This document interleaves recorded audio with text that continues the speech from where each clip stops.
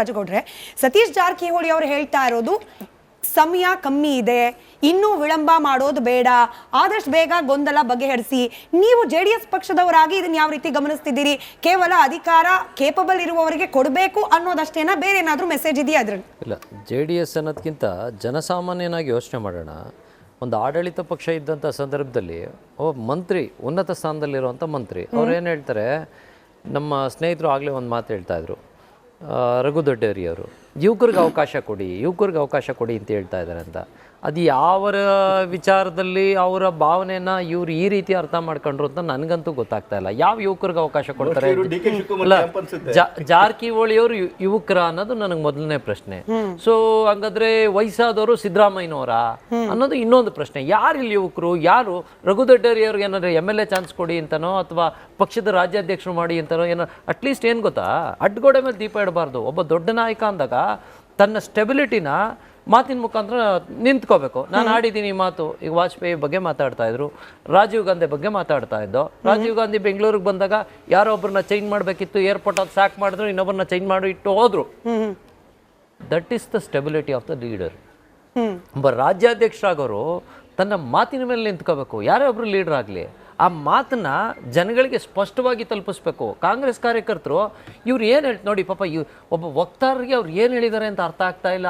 ಅವ್ರು ಅವ್ರದೇ ರೀತಿಲಿ ಆಲೋಚನೆ ಮಾಡ್ಕೊತಾ ಇದ್ದಾರೆ. ಈಗ ಚಂದ್ರನ್ ತೋರಿಸ್ಬಿಟ್ಟು ತಾಯಿ ಮಗುಗೆ ಊಟ ಮಾಡಪ್ಪ ಅಂದ್ರೆ ಅದು ಗುಂಡ್ಕಲ್ಲ ಕಣಮ್ಮ, ಅದನ್ನ ನೋಡಿ ನಾನು ಯಾಕೆ ಊಟ ಮಾಡ್ಲಮ್ಮ ಅನ್ನೋ ರೀತಿ ಇರಬಾರ್ದು. ಹಿಂಗೆ ಅವರು ತಾಯಿ ತಂದೆ ಸ್ಥಾನದಲ್ಲಿ ನಿಂತಿರ್ತಾರೆ. ಪಕ್ಷಕ್ಕೆ ದೊಡ್ಡ ಮಟ್ಟದ ನಾಯಕರುಗಳು ಒಂದು ಜನಾಂಗನ ಪ್ರತಿನಿಧಿಸ್ತಾ ಇರ್ತಾರೆ. ಇವತ್ತು ಕಾರ್ಯಾಧ್ಯಕ್ಷರಾಗಿದ್ದಾರೆ, ನಾಳೆ ಆ ಪಕ್ಷದ KPCC ಅಧ್ಯಕ್ಷರಾಗಿ ಕೊಟ್ಟಿರುವಂಥವ್ರು.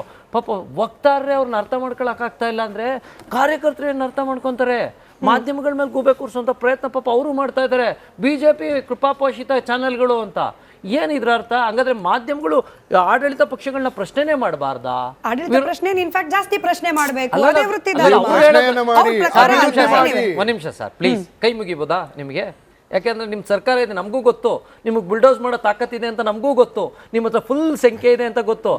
ಮಾಧ್ಯಮದಲ್ಲೂ ಯಾಕೆ ಸ್ವಾಮಿ ನಮ್ಮ ಬುಲ್ಡೋಸ್ ಮಾಡ್ತೀರಿ? ಸೊ ಇಂಥ ಪರಿಸ್ಥಿತಿಲಿದ್ದಾಗ ಒಬ್ಬ ವಕ್ತಾರ ಅಂದ್ರೆ ಆ ಪಕ್ಷದ ಮುಖವಾಣಿ ಆತ. ಆ ಮುಖವಾಣಿಗೆ ಇವರ ಭಾವನೆಗಳು ಅರ್ಥ ಆಗ್ತಾ ಇಲ್ಲ. ಸಿದ್ದರಾಮಯ್ಯನವ್ರ ಭಾವನೆ ಅರ್ಥ ಆಗ್ತಾ ಇಲ್ಲ, DK ಶಿವಕುಮಾರ್ ಅವ್ರ ಭಾವನೆ ಅರ್ಥ ಆಗ್ತಾ ಇಲ್ಲ. ಆಮೇಲೆ ಆ ಗೆದ್ದಿರುವಂಥ MLAಗಳು, ಸಚಿವ ಇದು ನಯನಾ ಮೋಟಮ್ ಅವರ ಭಾವನೆ ಅರ್ಥ ಆಗ್ತಾ ಇಲ್ಲ, ಶಿವಗಂಗಾ ಬಸವರಾಜ್ ಭಾವನೆ ಅರ್ಥ ಆಗ್ತಾ ಇಲ್ಲ. ಇಂಥ ಪರಿಸ್ಥಿತಿಲಿದ್ದಾಗ ವಕ್ತಾರರಿಗೆ ಅರ್ಥ ಆಗ್ತಾ ಇಲ್ಲ ಅಂದ್ರೆ ಬೇರೆಯವ್ರಿಗೆ ಏನು ಅರ್ಥ ಆಗುತ್ತೆ? ಇನ್ ಮೇಲ್ ಕೂತಿರೋ ಪಾಪ ರಾಹುಲ್ ಗಾಂಧಿ ಅವ್ರಿಗೆ ಅವ್ರಿಗೆ ಏನು ಅರ್ಥ ಆಗ್ತದೆ ಇವ್ರು ಏನ್ ಮಾತಾಡ್ತಾ ಇದ್ದಾರೆ ಅಂತ? ಬಹುಶಃ ಅವರಲ್ಲಿ ಇರೋಂಥ ಕಳೆದ 3 ವರ್ಷದಿಂದ ಮಾಧ್ಯಮಗಳ ಗೊಂದಲನೋ ಇವ್ರ ಗೊಂದಲನೋ ನಮಗ್ ಗೊತ್ತಿಲ್ಲ. ಮುಖ್ಯಮಂತ್ರಿ ಬದಲಾವಣೆ 2.5 ವರ್ಷ ಇವೆಲ್ಲ ಎಲ್ಲಿಂದ ಉಟ್ಕೊಂಬಂತು? ಮಾಧ್ಯಮದವ್ರು ಹುಟ್ಟಾಕಿದ್ರ? ಇಲ್ಲ. ಆಮೇಲೆ ಅಲ್ಲಿ ಡೆಲ್ಲಿಲಿ ಕೂತು ಸಿದ್ದರಾಮಯ್ಯನವ್ರ ಮಾಧ್ಯಮಗಳಿಗೆ ಅವರೇ ಕರೆದು ಪ್ರೆಸ್ ಮೀಟ್ ಮಾಡ್ತಾರೆ. ಇಂಗ್ಲಿಷ್ ಮಾಧ್ಯಮಗಳಿಗೆ ಕರೆದು ಪ್ರೆಸ್ ಮೀಟ್ ಮಾಡ್ತಾರೆ, ಕನ್ನಡ ಮಾಧ್ಯಮಗಳಿಗೆ ಕರೆಯಲ್ಲ. ಇಂಗ್ಲಿಷ್ ಮಾಧ್ಯಮಗಳಿಗೆ ನಾನೇ ಇನ್ನ 5 ವರ್ಷ ಮುಂದುವರಿತೀನಿ ಅಂತ ಅಂದ್ರೆ ಅಲ್ಲಿ ಕೊಟ್ಟಿದ್ದು ಸ್ಪಷ್ಟ ಸಂದೇಶ. ಇಲ್ಲಿಯೂ ಅಷ್ಟೇ, ದಾವಣಗೆರೆಯಲ್ಲಿ ಜಮೀರವ್ರನ್ನ ಬಿಟ್ಟು ಗೊಂದಲ ಸೃಷ್ಟಿ ಮಾಡಿ ತದನಂತರ ಈಗ ತೀರಾ ಕಡಿಮೆ ನೋಡ್ರಿ. ದಾವಣಗೆರೆ ಒಂದು ಕಾಲಘಟ್ಟದಲ್ಲಿ ರಿಪಬ್ಲಿಕನ್ ದಾವಣಗೆರೆ ಅನ್ನೋ ಲೆಕ್ಕಕ್ಕಿತ್ತು. ಶಾಮ್ನೂರ್ ಫ್ಯಾಮಿಲಿ ಬಿಟ್ರೆ ಇನ್ನು ದಾವಣಗೆರೆ ಬಿಟ್ರೆ ಶಾಮ್ನೂರ್. ಇವತ್ತು ಶಾಮ್ನೂರ್ ಕುಟುಂಬದ ಕುಡಿ ಅವ್ರದೇ ಸರ್ಕಾರ ಇದ್ದು ಮತ್ತೆ ಲಿಂಗಾಯತರು ಬೇಸಿದ್ದು ಕಾಂಗ್ರೆಸ್ಗೆ ಮುಸಲ್ಮಾನರೆಲ್ಲ ಸಪೋರ್ಟ್ ಮಾಡ್ತಾರೆ ಅನ್ನೋ ಪರಿಸ್ಥಿತಿ ಇದ್ದು ಕೂಡ ಇವತ್ತು ಕಾಂಗ್ರೆಸ್ ತೀರಾ ಹೀನಾಯ ಪರಿಸ್ಥಿತಿಲಿ ಗೆದ್ದಿದೆ. ಬರೀ 5,000 ಓಟು. SDPI ಪಾಪ ಎಲ್ಲ ಪಕ್ಕದ ಜಿಲ್ಲೆಯವರು ಮಡಿಕೇರಿಯಿಂದ ಬಂದು ಕೊಡ್ಲಿಪೇಟೆಯಿಂದ ಬಂದು ನಿಂತಂತ ಅಪ್ಸರ್ಗೆ 19,000 ಓಟ್ ಬರ್ತದೆ ಅಂದ್ರೆ ಮುಸಲ್ಮಾನರು ಇವ್ರನ್ನ ಯಾವ ಮಟ್ಟಕ್ಕೆ ಮನಸ್ಸಿನಲ್ಲಿ ಇಟ್ಕೊಂಡಿದ್ದಾರೆ? ಇಂಡಿಪೆಂಡೆಂಟ್ 4,000 ತಗೋತಾರೆ ಅಂದ್ರೆ 30,000 ಮುಸಲ್ಮಾನರು ಕಾಂಗ್ರೆಸ್ನ ತಿರಸ್ಕಾರ ಲೆವೆಲ್ಗೆ ಹೋಗಿದ್ದಾರೆ ದಾವಣಗೆರೆ ಅಂತ ಜಿಲ್ಲೆನಲ್ಲಿ. ಅಂದ್ರೆ ಯಾವ ಮಟ್ಟದ ಪರಿಸ್ಥಿತಿಗೆ ಬಂದಿದೆ? ಒಂದ್ ನಿಮಿಷ ಸರ್, ಆಯ್ತು ನಿಮ್ ಟೈಮ್ ಕೊಟ್ಟಾಗ ಯಾವ ಪರಿಸ್ಥಿತಿಗೆ ಬಂದಿದೆ ಮುಸಲ್ಮಾನರು? ಇದನ್ನೇ ಮುಗಿಸಿಲ್ಲ. ಅಲ್ಲಿ ಜನ ಬಿಜೆಪಿ ತಿರಸ್ಕಾರ ಮಾಡಿದ್ದಾರೆ ಅಂತ ಇದನ್ನೇ ಮುಗಿಸಿಲ್ಲ. ಒಂದು ವಿಚಾರವನ್ನ ದಯವಿಟ್ಟು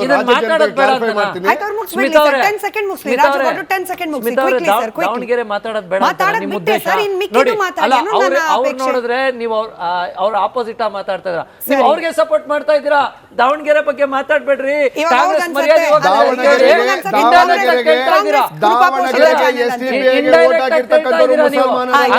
ಬಿಜೆಪಿಯ ನಾಯಕ ಕೊಟ್ಟಿದ್ದು ಸೇರ್ಸ್ಕೊಂಡು ಮಾತಾಡಿ ಸರ್. ಕಾರ್ಯಕರ್ತರು ಮುಸಲ್ಮಾನರಲ್ಲಿ ಡಿವೈಡ್ ಇದೆ ಅಂತ ತೋರ್ಸಕ್ಕೆ ಬಿಜೆಪಿ ನೋಡಿ, ಅವ್ರು ರಾಜಗೌಡ್ರು ಆಗಿದ್ದಾರೆ ಪಾಪ ಈಗ. ಬಿಜೆಪಿ ಅವ್ರ ಪರಿಸ್ಥಿತಿ ಹೆಂಗಾಗ್ಬಿಟ್ಟಿದೆ ಅಂದ್ರೆ, ಪರಿಸ್ಥಿತಿ ಹೆಂಗಾಗ್ಬಿಟ್ಟಿದೆ ಅಂದ್ರೆ, ಚಂದ್ರಶೇಖರ್ ಮಾತಾಡ್ತಾರೆ.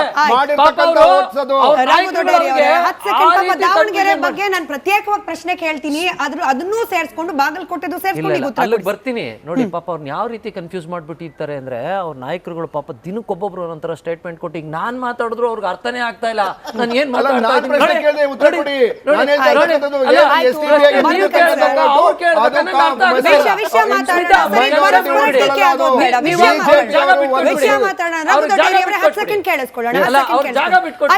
ಬನ್ನಿ ಸರ್, ಬಾಗಲಕೋಟೆ ದಾವಣಗೆರೆ ಇಲ್ಲ, ಅವ್ರಿಗೆ ಜಾಗ ಬಿಟ್ಕೊಟ್ಬಿಡಿ, ಅವ್ರ ಪ್ರಶ್ನೆ ಕೇಳ್ತಾರೆ.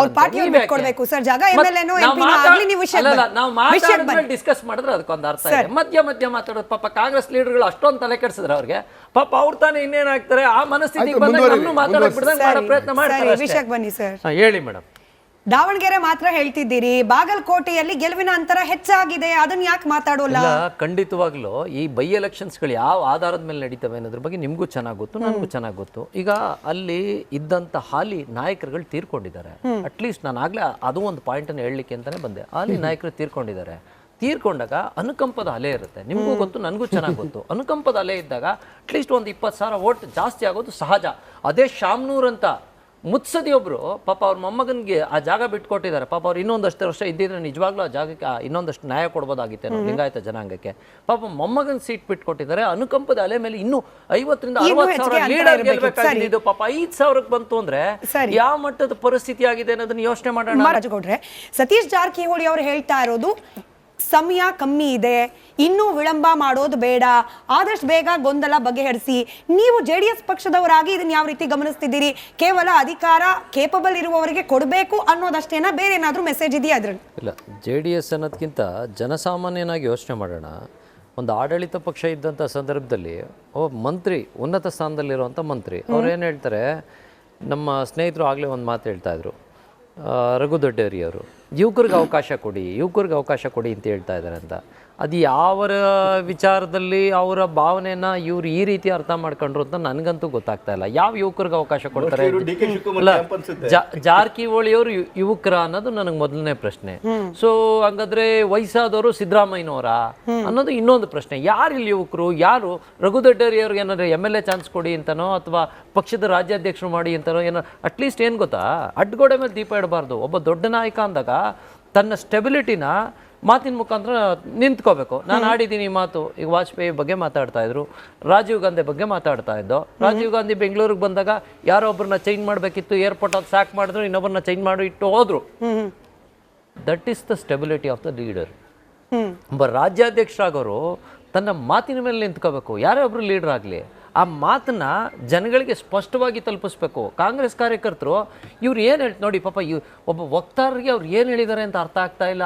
ಅವ್ರು ಅವ್ರದೇ ರೀತಿಲಿ ಆಲೋಚನೆ ಮಾಡ್ಕೊತಾ ಇದ್ದಾರೆ. ಈಗ ಚಂದ್ರನ್ ತೋರಿಸ್ಬಿಟ್ಟು ತಾಯಿ ಮಗುಗೆ ಊಟ ಮಾಡಪ್ಪ ಅಂದ್ರೆ ಅದು ಗುಂಡ್ಕಲ್ಲ ಕಣಮ್ಮ, ಅದನ್ನ ನೋಡಿ ನಾನು ಯಾಕೆ ಊಟ ಮಾಡ್ಲಮ್ಮ ಅನ್ನೋ ರೀತಿ ಇರಬಾರ್ದು.